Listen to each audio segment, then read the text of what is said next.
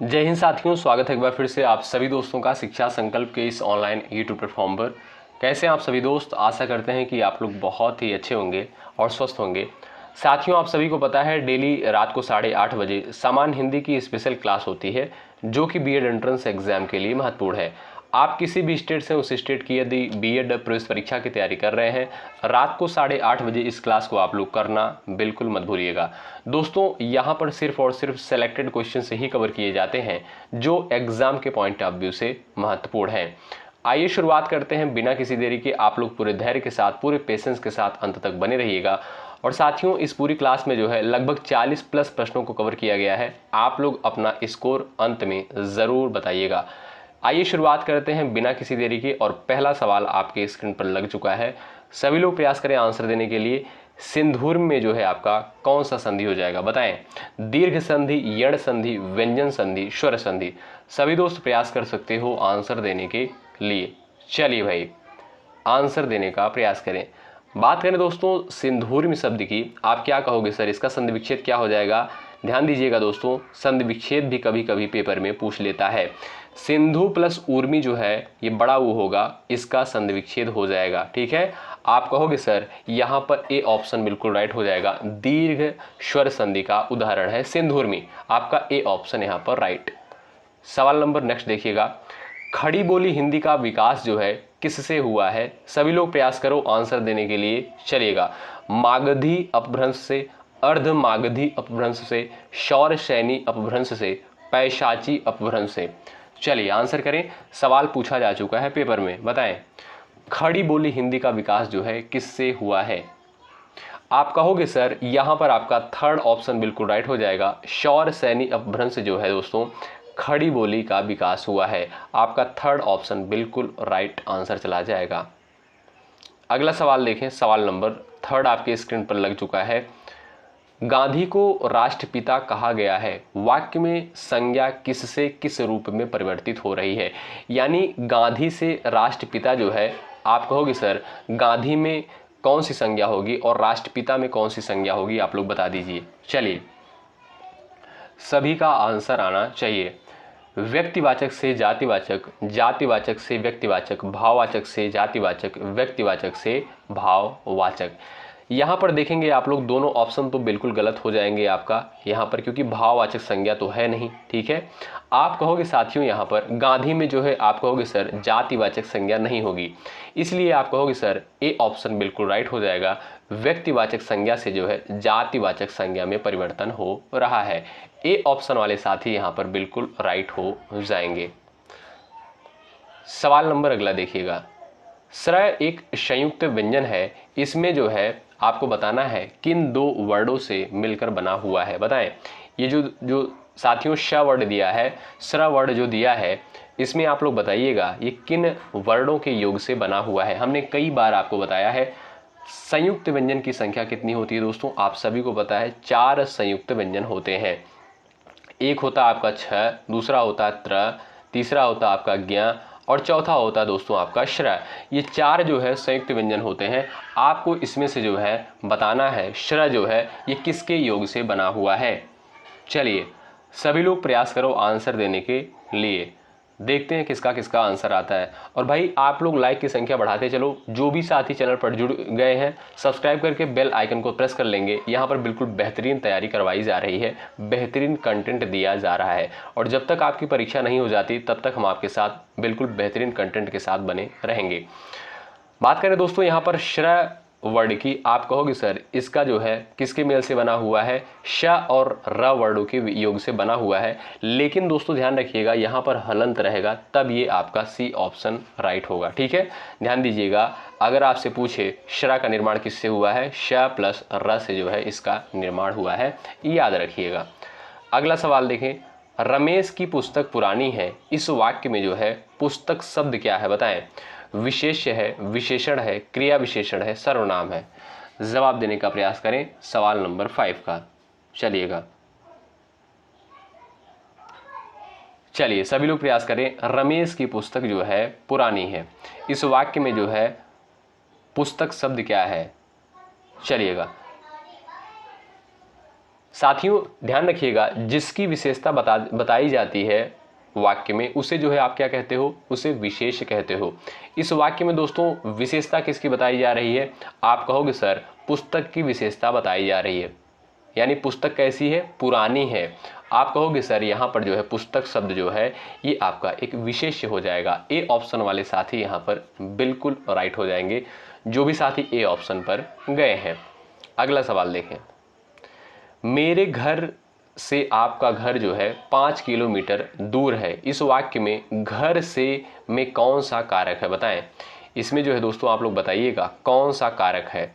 सवाल नंबर 6 ध्यानपूर्वक पढ़ें और आंसर देने का प्रयास करें। चलिएगा सभी लोग जवाब दीजिएगा, आपका राइट आंसर क्या हो जाएगा? मेरे घर से आपका घर 5 किलोमीटर दूर है। यहाँ पर दोस्तों आप देखोगे कर्म कारक का जो कारक चिन्ह क्या होता है? कर्ता ने कर्म को इसका कारक चिन्ह होता है। करण क्या दोस्तों क्या होता है? आप सभी को पता है, कर्ता ने कर्म को करण से होता है, ठीक है।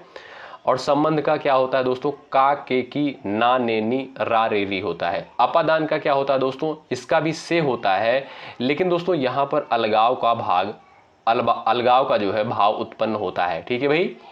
तो यहाँ पर दोस्तों देखिएगा, मेरे घर से आपका घर 5 किलोमीटर दूर है, यहाँ पर अलगाव का जो है भाव उत्पन्न हो रहा है, इसलिए आप कहोगे सर यहाँ पर आपका अपादान कारक हो जाएगा। जो भी दोस्त डी ऑप्शन पर गए हैं वो बिल्कुल यहाँ पर सटीक आंसर कर रहे हैं। चलिए सवाल नंबर अगला देखिएगा भाई।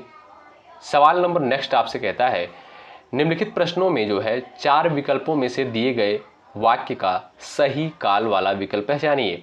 यानी आपको दोस्तों यहाँ पर जो है एक वाक्य दिया गया है, आपको इसमें बताना है इसमें जो है कौन सा काल है।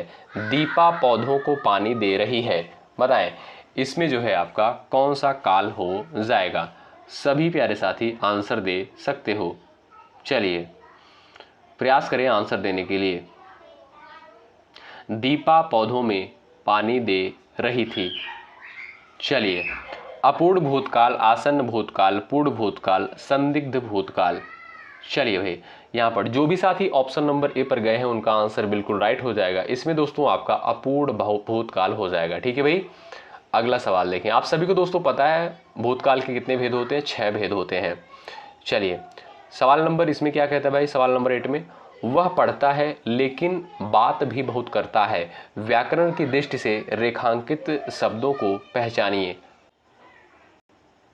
साथियों इस वाक्य में जो है रेखांकित तो किया नहीं गया है, लेकिन हमारी तरफ से आप लोग रेखांकित कर लीजिएगा। आपको दोस्तों इसमें बताना है लेकिन बात जो दिया है ये शब्द कि वह पढ़ता है लेकिन बात भी बहुत करता है, व्याकरण की दृष्टि से रेखांकित शब्द को पहचानिए। यानी आपको यहाँ पर लेकिन बात ये जो शब्द दिया है इसको आपको पहचानना है कि ये क्या है। क्रिया विशेषण है, अव्यय है, कि सर्वनाम है, कि संज्ञा है? बताएं। यहाँ पर जो है आपके 4 ऑप्शंस दे दिए गए हैं, आप लोग बता दो। लेकिन बात जो है ये आपका कैसा शब्द है? क्रिया विशेषण है, अव्यय है, सर्वनाम है या संज्ञा है? बताएं। सभी लोग एक बार आंसर कर दे फटाफट स्पीड के साथ भाई। चलिए यहाँ पर जो भी साथी ऑप्शन नंबर बी पर गए हैं उनका आंसर बिल्कुल राइट हो जाएगा। ये दोस्तों आपका अव्यय हो जाएगा। अव्यय का कौन सा भेद? आप कहोगे सर समुच्चयवाचक भेद हो जाएगा, ठीक है भाई। आपका बी ऑप्शन यहाँ पर बिल्कुल राइट आंसर हो जाएगा, ठीक है भाई। आइए अगला सवाल देखते हैं। सवाल नंबर नेक्स्ट देखिएगा, कटहरा शब्द का तत्सम रूप क्या हो जाएगा? बता दो सब लोग, कटहरा शब्द का तत्सम रूप क्या हो जाएगा? सभी लोग आंसर कर दो। चलिए साथियों ये जो कंठ फल दिया है ये आपका कटहल का होता है। किसका? कटहल का होता है, ठीक है। कटहल आपका क्या है? तद्भव है। इसका तत्सम जो होता है वो होता है कंठ फल, ठीक है भाई। बताएं। आपको इसमें बताना है दोस्तों कटहरा शब्द का तत्सम रूप क्या हो जाएगा। सभी लोग प्रयास कर सकते हो आंसर देने के लिए। इस सवाल का बड़ा इंपॉर्टेंट सवाल है। चलिए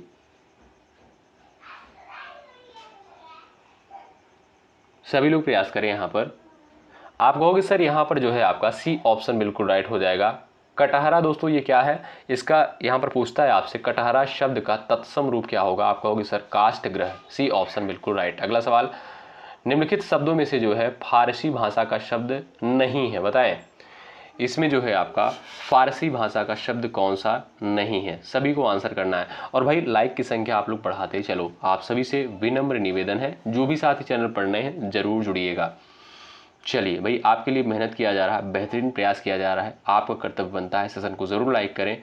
और जो भी साथी चैनल पर नए जुड़ सकते हैं, यदि आपको चीज़ें बेहतर लग रही, कंटेंट अच्छा लग रहा है तो कर सकते हैं सब्सक्राइब, नहीं तो फिर कोई बात नहीं। चलिए, निम्नलिखित शब्दों में जो है फारसी भाषा का शब्द नहीं है, बताएं।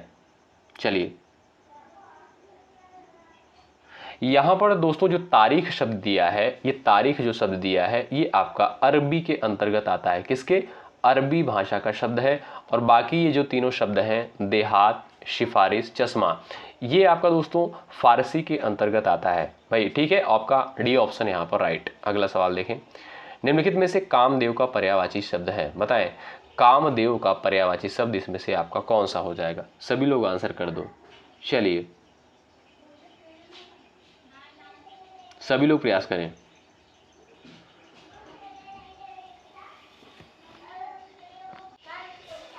सभी दोस्त यहां पर प्रयास करें आंसर देने के लिए। कामदेव का पर्यायवाची है।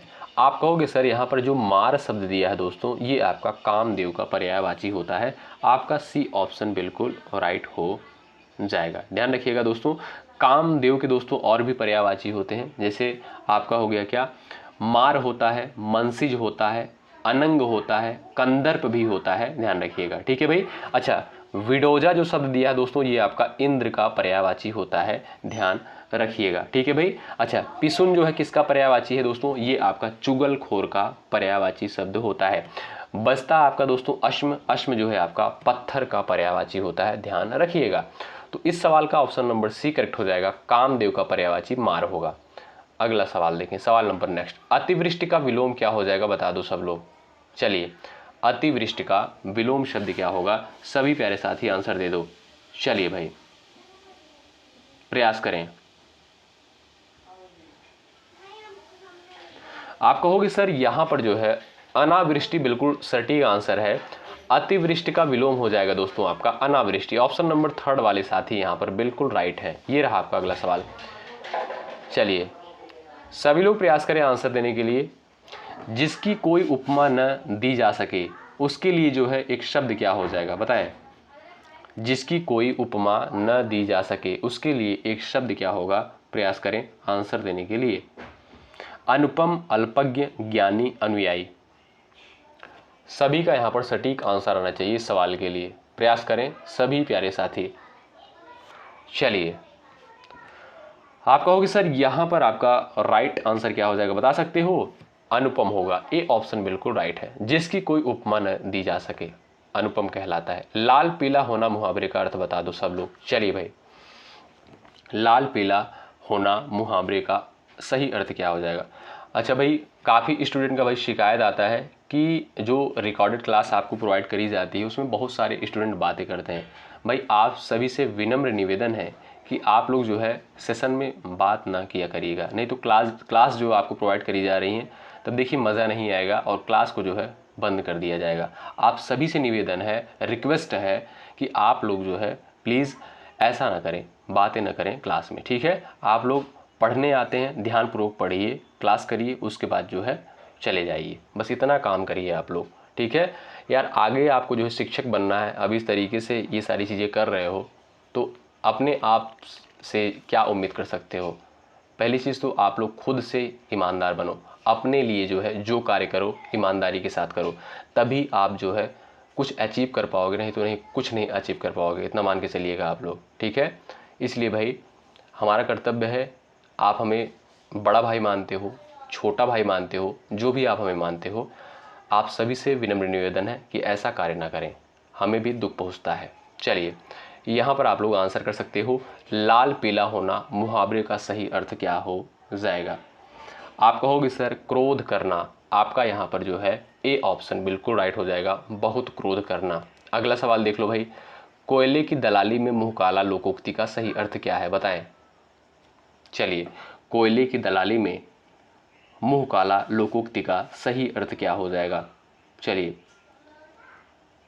बुरी संगति में कलंक लगता है, ऑप्शन नंबर सी बिल्कुल राइट हो जाएगा। जो भी साथी ऑप्शन नंबर सी पर गए हैं वो बिल्कुल राइट है। चलिए, प्रत्युत्पन्न शब्द में जो है प्रयुक्त उपसर्ग कौन सा है, बताओ।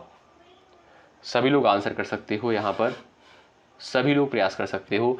आप कहोगे सर इसका जो है, अगर इस शब्द को दोस्तों आप लोग तोड़ोगे क्या हो जाएगा, प्रति हो जाएगा प्लस उत हो जाएगा प्लस पन्न हो जाएगा। ठीक है, तो यहाँ पर देखोगे दोस्तों प्रति उपसर्ग लगा है, आप कहोगे सर बी ऑप्शन बिल्कुल सटीक है। अगला सवाल, औपचारिक शब्द में जो है प्रत्यय लगा है, बताएं इसमें जो है आपका कौन सा प्रत्यय लगा है। सभी प्यारे साथी आंसर कर दो। चलिए, औपचारिक शब्द में जो है आपका कौन सा प्रत्यय लगा हुआ है। आप कहोगे सर यहाँ पर जो है थर्ड ऑप्शन बिल्कुल राइट हो जाएगा, इक प्रत्यय लगा हुआ है। सी ऑप्शन बिल्कुल सटीक आंसर है। ठीक है भाई, अगला सवाल देखें, संग्रहालय का सही संधि विच्छेद क्या हो जाएगा, बता दो। चलिए, संग्रहालय का जो है सही संधि विच्छेद क्या हो जाएगा, आप सभी प्यारे साथी आंसर कर दो, महत्वपूर्ण सवाल है। चलिए भाई, प्रयास करें आंसर देने के लिए। अच्छा, जो भी साथी डी ऑप्शन पर जा रहे हैं भाई उनका आंसर बिल्कुल गलत हो जाएगा, और जो भी साथी ऑप्शन नंबर ए पर टिक कर रहे हैं उनका आंसर बिल्कुल राइट हो जाएगा। संग्रहालय का सम हलंत होगा, ग्रह प्लस आलय होगा। ठीक है, ए ऑप्शन वाले साथी बिल्कुल राइट है। और ये रहा आपका अगला सवाल, यथासंभव में कौन सा समास है, सभी प्यारे साथी आंसर कर दो। चलिए, सभी लोग प्रयास करो, यथासंभव में जो है आपका कौन सा समास है।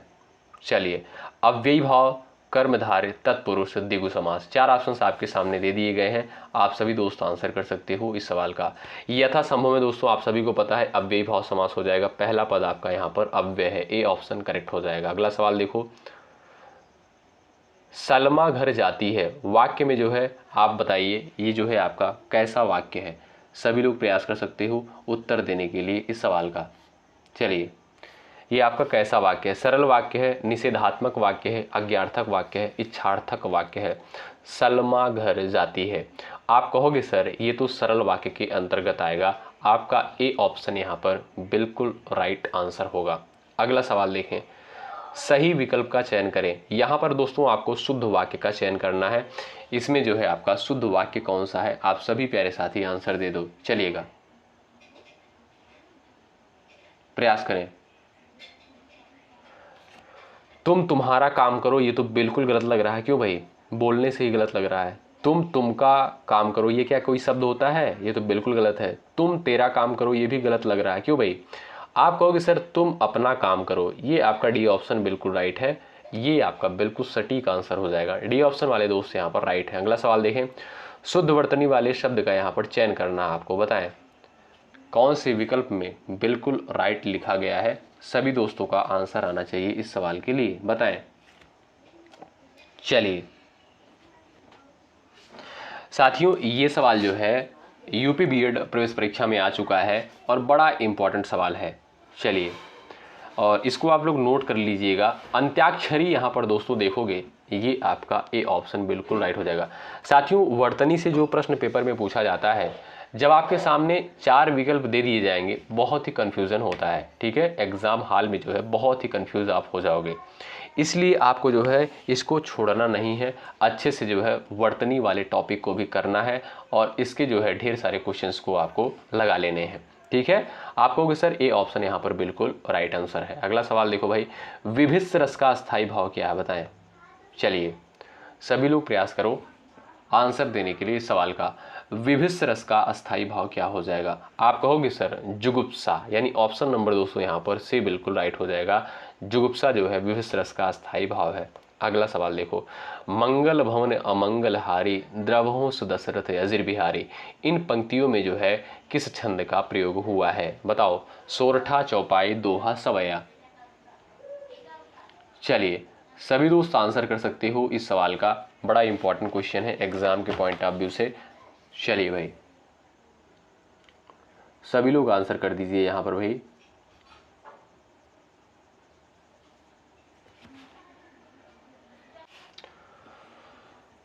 चलिए, यहां पर जो भी साथी जा रहे हैं ऑप्शन नंबर बी पर, उनका आंसर बिल्कुल राइट हो जाएगा। चौपाई छंद, आपका बी ऑप्शन दोस्तों यहां पर बिल्कुल राइट हो जाएगा। और चौपाई छंद में दोस्तों आप सभी को पता है 16 मात्राएं होती हैं, ठीक है, प्रत्येक चरण में। आपका बी ऑप्शन यहाँ पर बिल्कुल राइट आंसर है। अगला सवाल देखें, तेरी बरछी ने वर्छी खलन को, पंक्ति में जो है कौन सा अलंकार है, बताएं। इसमें जो है आपका कौन सा अलंकार हो जाएगा, बता दो, सभी का आंसर आना चाहिए। चलिए सभी लोग प्रयास करो।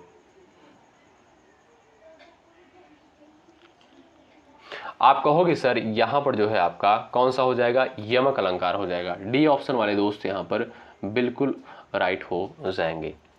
सवाल नंबर नेक्स्ट देखिएगा, तुलसीदास द्वारा रचित रामचरितमानस में कितने कांड हैं, बताएं।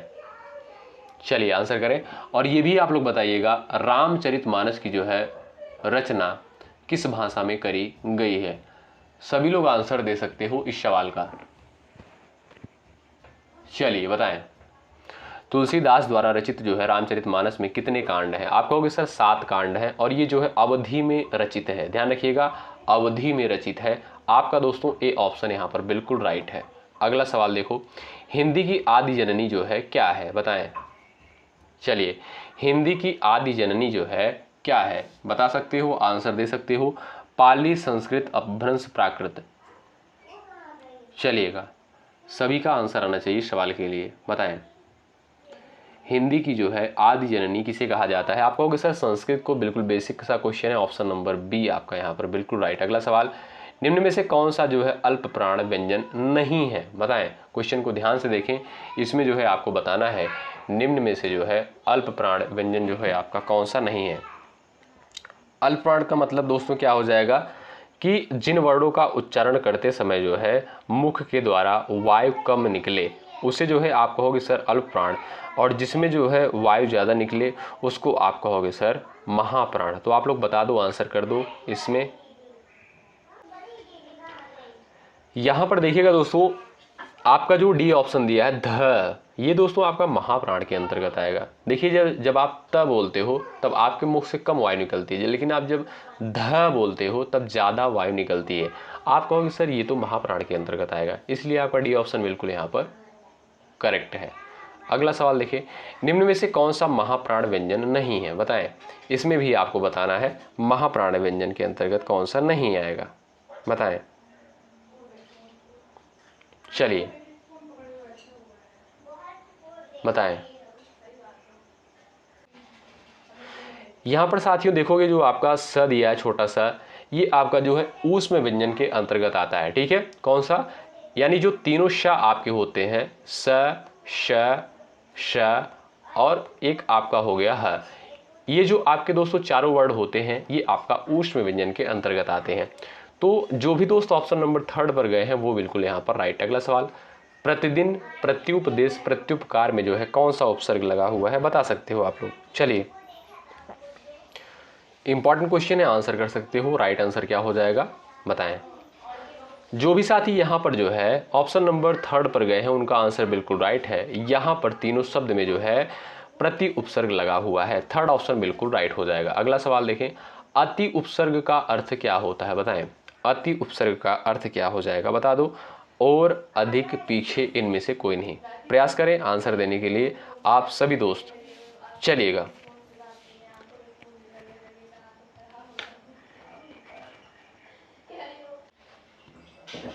चलिए प्रयास करिएगा आंसर देने के लिए आप लोग। यहां पर देखोगे आप दोस्तों, अति उपसर्ग जो है इसका अर्थ क्या होता है, अधिक। ऑप्शन नंबर आपका यहाँ पर बी बिल्कुल राइट आंसर। अगला सवाल देखो भाई, लाइक की संख्या भाई आप लोग बढ़ाते चलें, ठीक है, लाइक की संख्या बढ़ती रहनी चाहिए।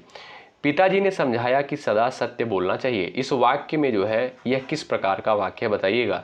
सरल वाक्य, आज्ञा सूचक, मिश्र वाक्य, इच्छावाचक वाक्य, बताएं। प्रयास कर सकते हो आंसर देने के लिए। पिताजी ने जो है समझाया कि सदा सत्य बोलना चाहिए, ये आपका कैसा वाक्य है। चलिए भाई आंसर देने का प्रयास करें। यहां पर दोस्तों देखिएगा ये आपका मिश्र वाक्य के अंतर्गत आएगा। ऑप्शन नंबर 3 वाले स्टूडेंट बिल्कुल राइट। अगला सवाल, राम आम खाता है, इस वाक्य में किस प्रकार का वाच्य है। साथियों आप सभी को पता है वाच्य जो है आपके 3 प्रकार के होते हैं, कौन कौन से, कर्तवाच्य, कर्मवाच्य और भाववाच्य। इसमें आपको दोस्तों बताना है इसमें आपका जो है वाच्य कौन सा हो जाएगा, बता दो सब लोग, आंसर कर दो भाई फटाफट स्पीड के साथ थोड़ा सा। चलिए आंसर देने का प्रयास करिएगा आप लोग। चलिए भाई, राम आम खाता है, ये आपका दोस्तों जो है किसके अंतर्गत आएगा? आप कहोगे सर ये तो जो है कर्तवाच्य के अंतर्गत आएगा। आपका यहाँ पर दोस्तों ए ऑप्शन बिल्कुल राइट हो जाएगा, क्योंकि दोस्तों यहाँ पर कर्ता की प्रधानता है। ठीक है, अगर राम आप यहाँ पर हटा दोगे तो क्या ये सही वाक्य बनेगा? आम खाता है, क्या कोई सही वाक्य बनेगा?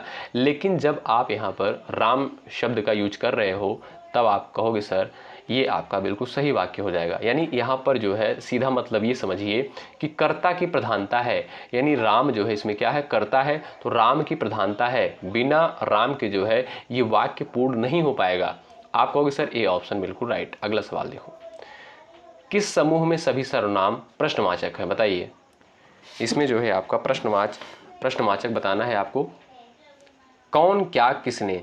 आप कहोगे सर यहाँ पर ए ऑप्शन बिल्कुल राइट हो जाएगा, ये आपका प्रश्नवाचक के अंतर्गत आएगा। अगला सवाल, हे राम तुम कहाँ हो, इस वाक्य में कारक क्या होगा? बताओ, चलो बता दो, सभी लोग आंसर कर दो। चिन्ह से ही आप लोग पता कर सकते हो इसमें आपका कौन सा कारक हो जाएगा, बताएं। यहाँ पर दोस्तों देखोगे संबोधन चिन्ह लगा है, इसलिए यहाँ पर जो है आपका संबोधन कारक हो जाएगा। थर्ड ऑप्शन यहाँ पर बिल्कुल राइट होगा। अगला सवाल आपके स्क्रीन पर लग चुका है, कुल कारक कितने प्रकार के होते हैं? बताइए, कारक जो है दोस्तों आपके कितने प्रकार के होते हैं? आंसर दे सकते हो, बताएं। चलिए,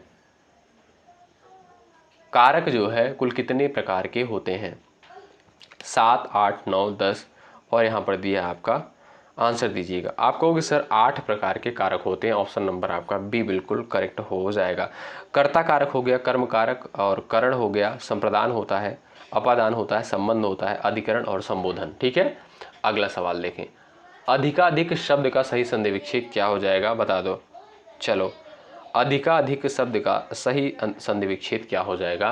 प्रयास कर दो आंसर देने के लिए आप सभी प्यारे साथी। चलिए, यहाँ पर जो भी दोस्त ऑप्शन नंबर ए पर टिक कर रहे हैं उनका आंसर बिल्कुल राइट है, अधिक प्लस अधिक, ए ऑप्शन बिल्कुल राइट। अगला सवाल देखो भाई, किस शब्द में जो है विसर्ग संधि नहीं है? बताइए, किस में जो है आपका विसर्ग संधि नहीं है? आंसर दे सकते हो। चलिए, सभी लोग प्रयास कर सकते हो। चलिए सभी लोग प्रयास कर सकते हो आंसर देने के लिए, आप सभी प्यारे साथी। चलिए दोस्तों, यहाँ पर देखिएगा, निरोग हो गया, पुरस्कार हो गया, भास्कर हो गया, इन तीनों में आपका जो है विसर्ग संधि होगा। ठीक है, और इसमें देवार्चन जो शब्द दिया है दोस्तों, ये आपका इसमें विसर्ग संधि नहीं होगा। डी ऑप्शन बिल्कुल राइट। अगला सवाल, किस समास में दोनों पद प्रधान होते हैं? बताएं, ऐसा कौन सा समास है जिसमें दोनों पद की प्रधानता होती है? आंसर दे सकते हो। तत्पुरुष समास, द्वंद्व समास, द्विगु समास और आपका दिया है बहुव्रीहि समास। आप कहोगे सर द्वंद्व समास में जो है दोनों पद की प्रधानता होती है, जैसे लाभ हानि हो गया। ठीक है, इसमें क्या है? दोनों पदों की प्रधानता है। आपका साथियों यहाँ पर बी ऑप्शन बिल्कुल सटीक आंसर हो जाएगा। अगला सवाल देखें, सवाल नंबर नेक्स्ट आपके स्क्रीन पर लग चुका है, त्रिलोचन शब्द में जो है कौन सा समास है? बताइए। चलिए आंसर कर दो सभी प्यारे साथी। यहाँ पर देखते हैं किसका किसका आंसर आता है। त्रिलोचन में जो है आपका यहाँ पर कौन सा समास हो जाएगा? बताएं। चलिए बताएं भाई, त्रिलोचन में कौन सा समास हो जाएगा? यहाँ पर दोस्तों यदि आप देखोगे सटीक आंसर जो हो जाएगा आपका बहुव्रीहि समास होगा। ठीक है, ऑप्शन नंबर आपका यहाँ पर बिल्कुल ए करेक्ट हो जाएगा। त्रिलोचन यानी तीन आंखों वाला, यानी भगवान शिव। ऑप्शन नंबर ए बिल्कुल राइट आंसर है। अगला सवाल, अथवा शब्द जो है व्याकरण के अनुसार क्या है? बताइए। अथवा शब्द जो है ये आपका क्या है? उपसर्ग है, अव्यय है, संदेह है और अन्वय है। प्रयास कर सकते हो आंसर देने के लिए सभी प्यारे साथी। चलिएगा, ये दोस्तों अथवा जो शब्द दिया है ये आपका अव्यय के अंतर्गत आता है, ध्यान रखिएगा। यहाँ पर जो है आपका बी ऑप्शन बिल्कुल राइट हो जाएगा। जो भी साथी ऑप्शन नंबर बी पर टिक कर रहे हैं उनका आंसर बिल्कुल राइट है। अच्छा, जो भी साथी चैनल पर नए हैं, बीएड एंट्रेंस एग्जाम की तैयारी कर रहे हैं 2025 के लिए, शिक्षा संकल्प के इस ऑनलाइन यूट्यूब प्लेटफॉर्म से आप लोग जरूर जुड़िएगा। निश्चित रूप से साथियों यहाँ से आप सभी को हेल्प मिलेगी। जब तक आपकी परीक्षा नहीं हो जाती तब तक हम आपके साथ एक बेहतरीन कंटेंट के साथ बने रहेंगे। आइए अगला सवाल देखते हैं, सवाल नंबर नेक्स्ट, निम्नलिखित में से कौन सा जो है जया का अनेकार्थी नहीं है? बताएं। जया का अनेकार्थी नहीं है, आपको यहाँ पर आंसर देना है। चलिए साथियों, यहाँ पर देखोगे आप दुर्गा पार्वती पताका, ये आपका जो है जया का अनेकार्थी होगा, लेकिन जल जो है जया का अनेकार्थी नहीं होगा। आपका डी ऑप्शन राइट। मृदुल शब्द का विलोम शब्द क्या हो जाएगा? चलिए आंसर कर दीजिएगा सभी लोग। चलिए साथियों, मृदुल का अर्थ क्या होता है? आप कहोगे सर मृदुल का अर्थ होता है, आप कह सकते हो यहाँ पर कोमल। क्या? कोमल, यानी जिसे आप बोलते हो सॉफ्ट। और यहाँ पर रुक्ष हो जाएगा इसका विलोम। रुक्ष का अर्थ दोस्तों क्या हो जाएगा? खुरदुरा जहाँ पर हो। ठीक है, आपका ए ऑप्शन यहाँ पर राइट। अगला सवाल देख लो भाई, वैमनस्य का विलोम शब्द क्या होगा? बताएं, वैमनस्य का विलोम शब्द क्या हो जाएगा? चलिए साथियों, वैमनस्य यानी आप कहोगे सर वैमनस्य का अर्थ क्या हो जाएगा? यहाँ पर आप बता सकते हो। वैमनस्य का मतलब कह सकते हो किसी से वैर करना, किसी से दुश्मनी करना या वैर भाव रखना। लेकिन सौमनस्य का दोस्तों अर्थ क्या हो जाता है? आप कहोगे यहाँ पर सौहार्द भाव रखना। ए ऑप्शन वाले साथी यहाँ पर बिल्कुल राइट। अगला सवाल, और इस सवाल का आंसर आप लोग करिएगा। अरण्य शब्द जो है इसका पर्यायवाची नहीं है, बताइएगा। कानन, कांतार, जल, जंगल और यहाँ पर असमन, चार ऑप्शन आपके सामने दिए गए हैं। आप लोग प्रयास करिएगा। अरण्य शब्द का पर्यायवाची नहीं है। आप सभी को पता है दोस्तों कि जो लास्ट क्वेश्चन होता है इसका आंसर जो है आपको देना होता है। आप लोग प्रयास करिएगा आंसर देने के लिए इस सवाल का। ठीक है भाई, चलिए मिलते हैं आपसे नेक्स्ट क्लास में। आप लोग इसी तरीके से बने रहें। और भाई जो भी लोग सेशन को लाइक नहीं किए हैं, एक बार सेशन को लाइक कर दें, जो भी साथी जुड़े हुए हैं। आप सभी को साथियों पता है 3 क्लासेस प्रोवाइड करी जाती हैं। सुबह 11:30 बजे, दोपहर को 3 बजे, रात को 8:30 बजे 3 क्लासेस आपको प्रोवाइड करी जाती हैं बीएड एंट्रेंस एग्जाम के लिए, जो मोस्ट इंपॉर्टेंट होती हैं। चलिए मिलते हैं आपसे नेक्स्ट क्लास में। और एक बात का विशेष रूप से आप लोग ध्यान रखिएगा, मैं फिर से आपसे कह रहा हूँ कि आप लोगों से प्रार्थना है कि आप लोग जो है कमेंट बॉक्स में ज़्यादा बातें ना करें। शुक्रिया, जय हिंद, जय भारत।